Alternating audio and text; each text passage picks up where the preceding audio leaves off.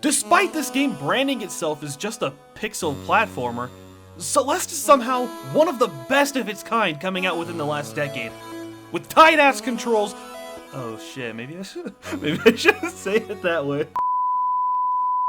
With super tight controls, you maneuver around the Celeste Mountains as Madeline.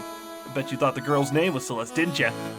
Madeline begins climbing Celeste while ignoring some old lady's warnings because fuck old people. You find out there's an evil version of you coming out of the mirrors, escape it, and continue to climb. They also basically just copied the scene from Scott Pilgrim movie, and rather than fighting your evil clone, you become best friends and go have a wonderful brunch together or some shit. We actually have a lot in common.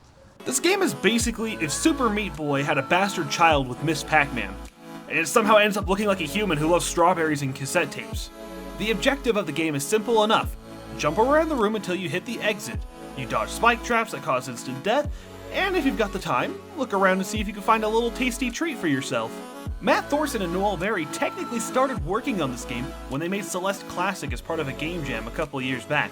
They had completed a prototype in 4 days with like 30-something levels, and I feel like that's pretty impressive. You can even still find the classic version online. The core concept is simple. You have the ability to dash through the air until you have touched the ground again. And while this is a simple mechanic, it is what makes the game so goddamn good! The devs busted their ass making sure it was fully utilized to create a difficult platformer. Luckily, if you make a mistake, you just restart the room! You're not punished heavily when you discover something that takes you 20 attempts to finally beat! Unlike other games. This game also features collectibles for those of you who are really wanting to test your skill. Collect the strawberries! Do they do anything? Nah, but you're a bitch if you didn't! Collect the cassettes. Do they do anything? Yeah, they do! See, collecting the cassettes hidden within each chapter unlocks the B-side, a crazy difficult version of the world you had just played. Now this is where boys become men, because holy shit, this is rough. I ended up throwing my fucking controller a couple of times. And I know there's a ton of love for the soundtrack in this game. And there is a damn good reason why. It's also oddly captivating. It doesn't try to stand out on its own by any means necessary, but simply adds another piece towards seeing who Madeline is, and why she feels the need to climb the mountain in the first place. Real talk? I overlooked this game when it came out in 2018. I had a couple of friends assure me that it was going to be great, but I just didn't see what the draw was.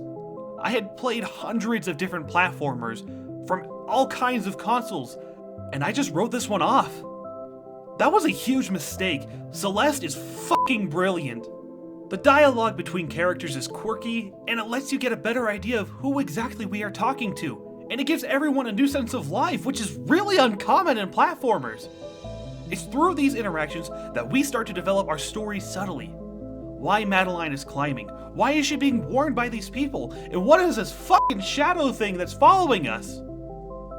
I'll be honest, the plot for this game wasn't needed by any means. Does it help make the game a bit more memorable? Kinda?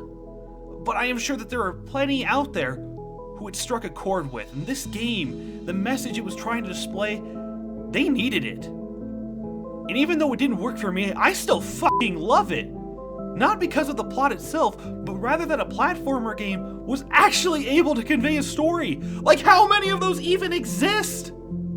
The game doesn't have many tools to offer. You've got the dash, a wall jump, you can climb, this red ball, the feather, star space. But what it does provide are pushed to their absolute limits when doing the harder beast-sized stages.